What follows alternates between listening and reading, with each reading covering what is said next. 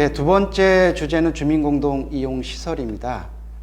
주민공동이용시설 같은 경우 도시재생사업에서 사실은 많이 활용하고 있는 중요한 이 사업 중에 하나인데요. 주민공동이용시설에 대해서는 송경주 이사님께서 좀 말씀을 부탁을 드리겠습니다. 먼저 도시재생사업에서 도시 재생을 위한, 그러니까 이 하나의 사업으로 주민공동이용시설을 많이 활용을 하고 있는데 무엇인지, 왜 필요한 건지 이런 내용에 대해서 좀 말씀을 먼저 부탁을 드리겠습니다. 네. 주민공동이용시설은 도시재생 사업으로 조성되는 지역 내 시설입니다. 주민들이 우리 공동으로 사용하는 놀이터, 마을회관, 공동작업장 시설 등 마을의 환경 개선을 위해서 필요한 시설들을 마련하게 되는데요. 이 도시재생 사업 지역 안에는 사실은 우리 주민들이 필요로 하는, 주민들이 이용할 수 있는 시설들이 부족한 경우가 많이 있습니다. 어떤 경우는 마을 안에 주민들이 함께 모일 수 있는 그런 공간이 부족하기도 하고요. 주민들이 함께 뭔가 만들어보고 판매해보고 이런 공동작업장이나 공동판매장 이런 시설들도 매우 부족하고요. 또 공동육아나 이런 활동을 할 수 있는 공간도 상당히 부족한 상황이죠. 또 어떤 지역은 우리 지역에서 좀 마을 카페나 이런 사랑방 이런 것들 원하시는 경우도 있고요. 사실은 이 도시재생 지역 안에는 이런 이제 주민들의 생활을 위한 생활 리소스 시설들이 부족한 경우가 많아서 이런 것들을 주민공동이용시설이라는 이름으로 조성을 하게 됩니다. 그래서 이런 시설들이 주민과 함께 협의하면서 우리 마을에 필요한 시설이 뭔지를 함께 만들어가고 이것들을 우리 주민들이 함께 또 운영 주체가 되어서 공간을 운영 준비를 하셨다가 나중에 이제 재생사업 기간에 이제 주민공동이용시설이 완공이 되면 이걸 주민들이 직접 운영하시면서 마을에 필요한 용도로 이용하실 수 있는 그런 시설이라고 할 수 있습니다. 한편으로는 도시재생 사업 이후에도 계속 우리 마을의 재생을 지속하기 위한 그런 기반 시설로서도 활용될 수 있는 그런 시설이라고 생각하시면 되겠습니다. 예, 근데 그 주민공동이용 시설이 대부분의 재생사업에서 만들어지고 있는데, 근데 이제 지역마다 갖고 있는 어려움 중에 하나가 운영비에 대한 문제가 있는데요. 네. 보통 이렇게 주민공동이용 시설에 대한 운영비는 어떻게 해야 되는 겁니까? 네, 주민공동이용시설은 우리 주민들에게 무상으로 사용할 수 있게 해드리는 공간입니다. 그러다 보니까 운영비는 이 운영주체가 스스로 마련을 하셔야 되는 상황인 거죠. 사실 저희가 직접 저희 마을에서 여러 개 주민공동이용시설을 운영하고 있는데 다양한 방법으로 이제 운영비를 마련하고 있습니다. 일정 시간 주민들이 사용하실 때마다 이제 공간 사용료를 내시기도 하고요. 또 운영하시는 모임에서 함께 회비를 내기도 하고요. 또 마을 카페 같은 경우는 마을 카페 수익을 내서 운영하시기도 합니다. 그렇게 해서 이제 기본적인 그 건물 시설을 위한 전기세나 수도세 이런 공공요금들을 마련하고 운영을 하게 되는데요. 사실 우리 주민들이 함께 돌아가면서 운영하는 방식으로 인건비를 절감하면 저희가 실제로 해보니까 한 80평 되는 건물까지도 실제 이제 그 공공요금들은 한 10만 원에서 여름이나 겨울에 많이 쓸 때 한 20만 원 정도 이 정도 선에서 운영이 가능한 것으로 이제 저희가 경험하고 있습니다. 그래서 사실은 운영비 자체를 너무 고민하시기보다 그만큼 그 안에서 활동들이 활성화되면 그 정도 운영비는 충분히 마련할 수 있다고 생각이 됩니다.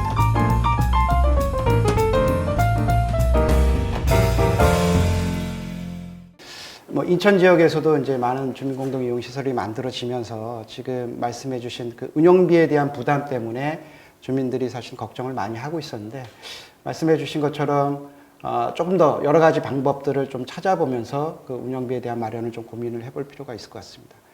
그러면 주민분들 입장에서 그럼 이런 주민공동이용시설을 어떻게 운영에 참여할 것인가, 이런 것들은 어떤 과정을 거쳐서 할 수가 있는 거죠?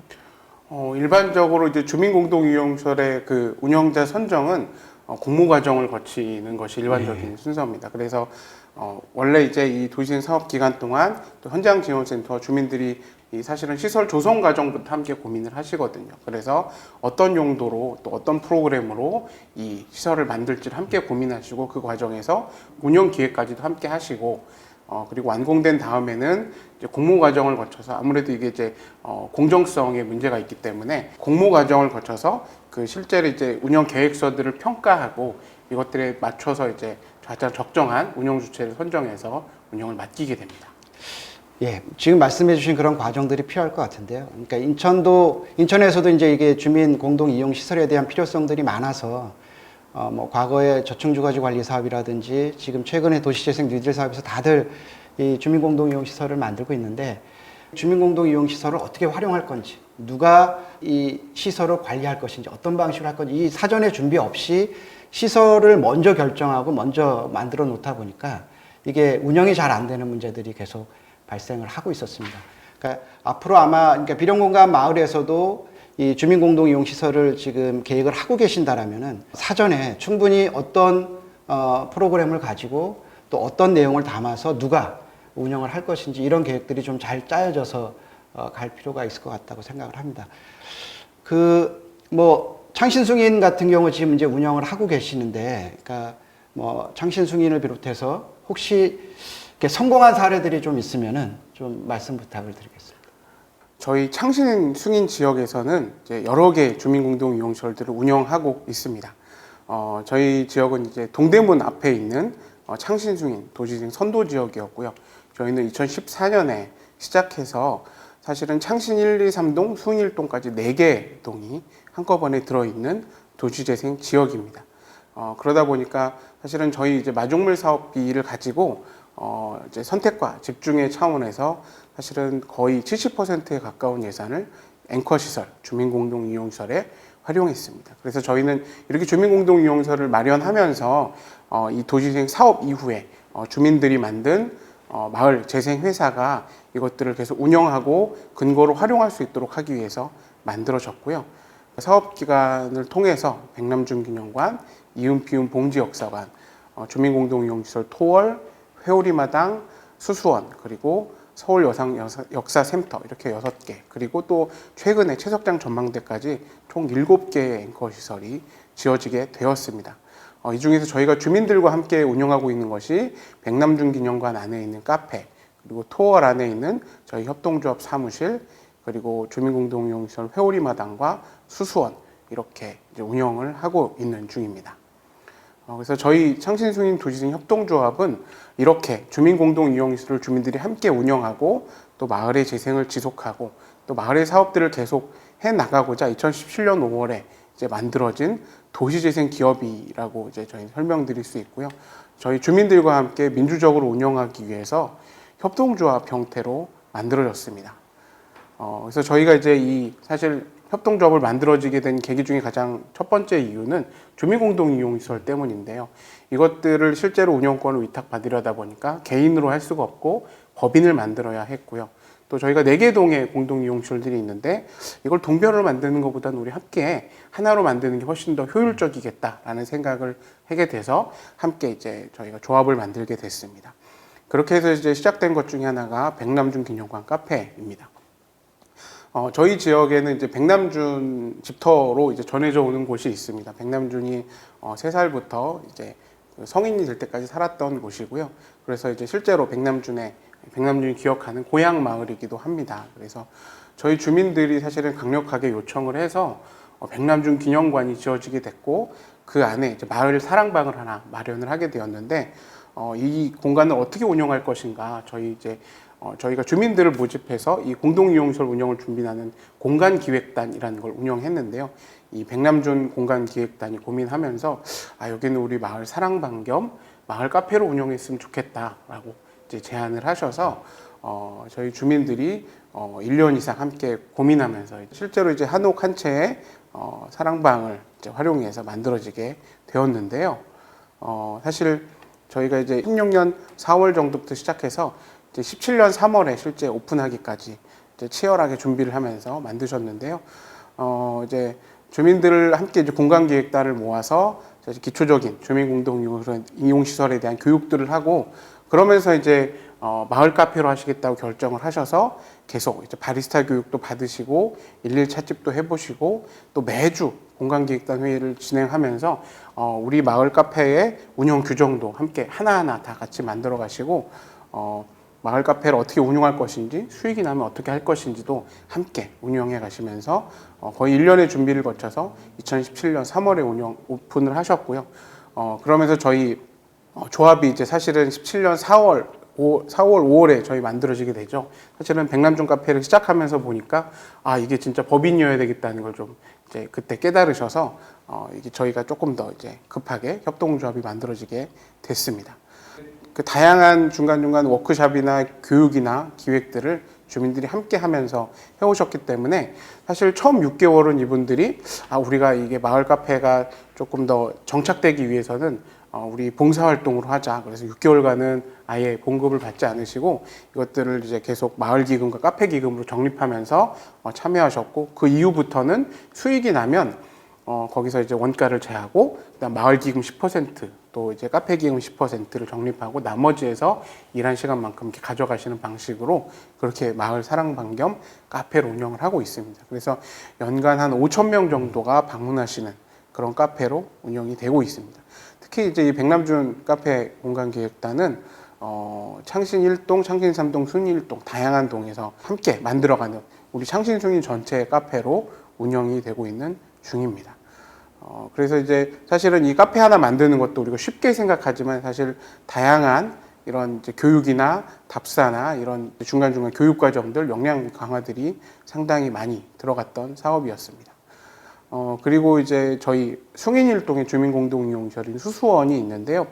이곳은 이제 기존의 건물 한 채를 이제 매입을 해서 지상 2층의 규모로 함께 만들어지게 됐습니다. 이 건물도 사실 이제 주민과 하나하나 함께 이제 용도를 고민해 가면서 만들게 됐는데요.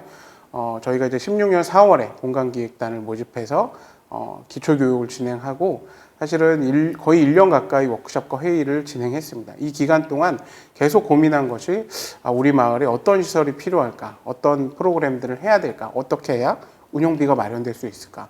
그리고 특히 이제 저희가 건축 설계 하시는 건축사분하고 상당히 오랫동안 사실 7, 8차례를 만나가면서 하나하나 마을 그 주민들에게 필요한 시설이 어떤 것인지 고민해가면서 만들어지게 됐고요.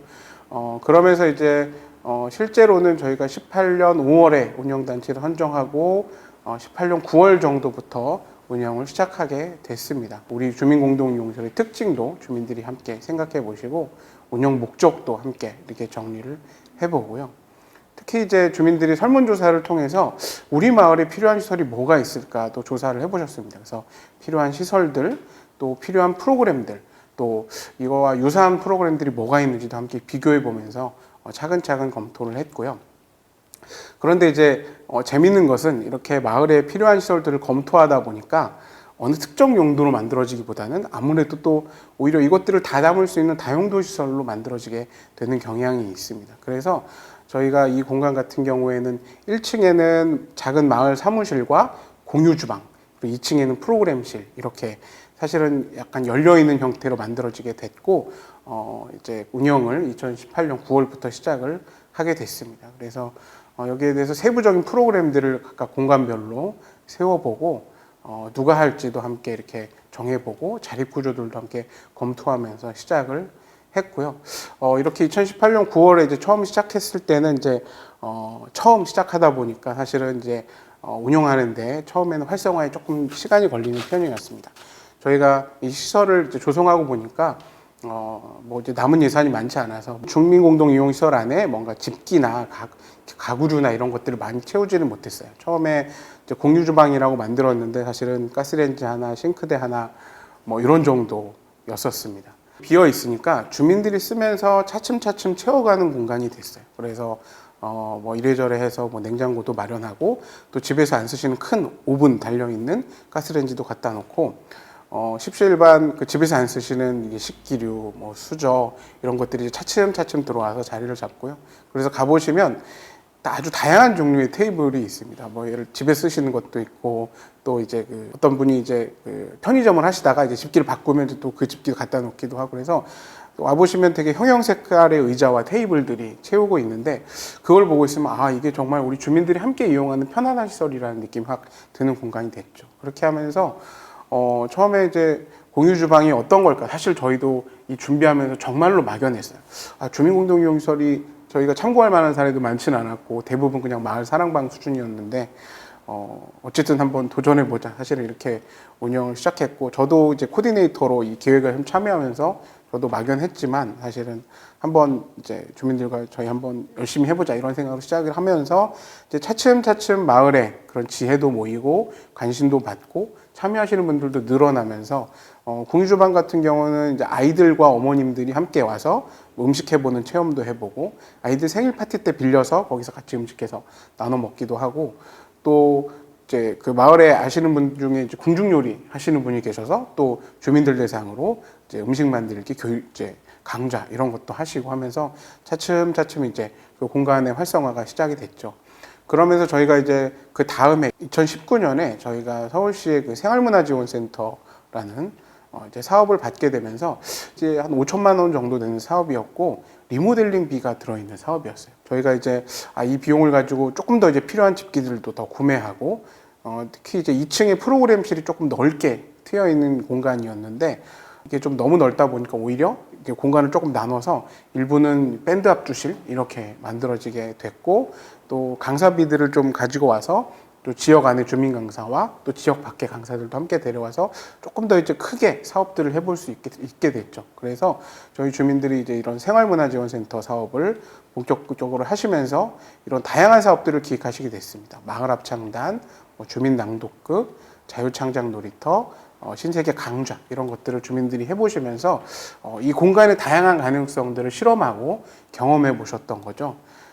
작년 하반기에 다양한 사업들을 해보고 주민들이 공간을 이용할 수 있는 경험들을 해보시고 나니까 이 안에서 동아리 활동도 하시고 이 안에서 여러 가지 모임도 생겨나면서 보통 이제 그 공모 사업이 끝나면 뭐 3월 달부터 공모 사업이 시작되니까 1, 2월이 비어 있잖아요. 근데 오히려 그 1, 2월 달에 주민들이 우리 마을에 좀 더 해보자, 한 번 더 이 사업들을 계속 해보자 이런 생각을 하셔서 주민들이 자체적으로 프로그램을 만드셔서 겨울학교라는 이름으로 또 계속 프로그램을 이어가시고 해오셨었고요. 지금 코로나 때문에 사실 멈춰 있지만 계속 주민들이 우리 언제 여냐, 언제 다시 시작하느냐 이렇게 하면서 활성화된 공간이 되어가고 있습니다. 사실은 시작한 때부터 활성화될 때까지 한 1년 이상의 시간이 좀 걸렸던 것 같아요. 사실 저희 아무래도 처음이다 보니까 준비할 때랑 또 실제로 운영할 때랑은 또 느낌이 많이 다르기도 하고 또 아무래도 운영할 때 조금 더 이제 헌신도 해야 되는 부분들도 있고 하다 보니까 여러 가지 처음에는 어려움도 있고 진통들도 있었지만 함께 모여서 해보는 즐거움들을 느끼시고 난 다음부터는 더 이제 즐겁고 행복하게 열심히 적극적으로 만들어 가시는 그런 경험을 하게 됐습니다. 그래서 사실 저희 마을 안에서 이런 프로그램들을 또 잘 기획하고 엮어주시는 주민 리더의 역할이 상당히 컸다고 생각이 되고요. 저희 아까 백남준 카페의 경우도 그 함께 이끌어 가시는 리더분이 어떻게 보면 이 카페는 우리 마을 전체를 위한 사랑방 같은 성격이라고 생각하시고 공공성을 강조하면서 함께 이 공간들을 운영하고 계시다 보니까 큰 잡음 없이 모두가 또 즐겁게 일하고 계시는 그런 공간이 되고 있습니다. 그래서 사실은 이 주민공동이용시설을 준비할 때 생각해 보면 이게 마을에 우리가 주민공동이용시설이잖아요. 그래서 우리가 마을의 공간이라는 것들을 함께 이해하고 이것들을 우리 주민을 위한 공간을 우리가 함께 만들어 가자는 그런 생각을 가지고 운영을 해주시면 또 즐겁고 재미있는 공간이 될 수 있다는 걸 저희도 경험할 수 있었습니다. 예. 그리고 쭉 말씀해 주신 거를 보니까 주민공동이용시설을 어떤 과정으로 그리고 누가 그리고 어떤 형태의 프로그램을 가지고 계획을 해야 되는 건지에서부터 이게 조성되고 나서 운영 부분까지도 굉장히 상세하게 말씀을 해주셨는데 비룡공감 마을에서도 이제 이 주민공동이용시설을 지금 계획을 하고 있어서 어떻게 하면 좋은 건지 마지막으로 좀 도움이 될 만한 아주 중요한 얘기들은 좀 잠깐 말씀을 부탁드리겠습니다. 네, 사실은 주민공동이용시설만이 아니라 도시재생 전반에 관해서 말씀드리면 저희는 이 도시재생이 결국은 사람재생이라고 생각을 합니다. 우리 마을 안에서 함께 살아가는 이유를 다시 발견하고 함께 살아가는 공동체를 다시 조직해가고 그러면서 어떻게 보면 마을에 대한 자부심과 애착을 다시 되찾는 일이기라고도 생각하는데요. 사실은 이 주민공동이용시설 운영에서도 마찬가지입니다. 함께 우리 마을을 고민하고 우리 마을의 공간을 운영할 수 있는 그런 사람과 조직이 만들어져야 이 건강한 공동이용시설 운영이 될 수 있다고 생각을 합니다. 그래서 우리 마을 안에서 함께 어떻게 하면 우리 마을을 더 살기 좋은 곳으로 더 필요한 시설들을 만들 수 있을까 함께 고민하시고, 또 그 과정에서 제일 중요한 건 민주적으로 함께 소통하고 운영해 가시는 거고요. 또 이것이 내 것이 아니라 우리가 함께 만들어가는 우리 마을의 공공시설이라는 점을 생각해 주시는 것, 그리고 이런 것들을 또 함께 이끌어 주실 수 있는 좋은 마을 리더가 또 이 안에서 양성이 되면 가장 좋지 않을까 생각합니다. 결국은 사람의 문제이기도 하죠. 그래서 이렇게 함께 마을을 고민하고 마을을 갖고 가시는 주민들이 운영하신다면 사실 크게 어렵지 않게 더 좋은 시설들이 만들어질 수 있을 거라고 생각합니다. 예, 주민공동이용시설에 대해서 우리 송경주 이사님께서 아주 소중한 말씀 많이 해주셨습니다. 다음 주제는 공동체 부분입니다. 도시재생과 공동체에 관련된 내용들에 대해서 진행을 하도록 하겠습니다.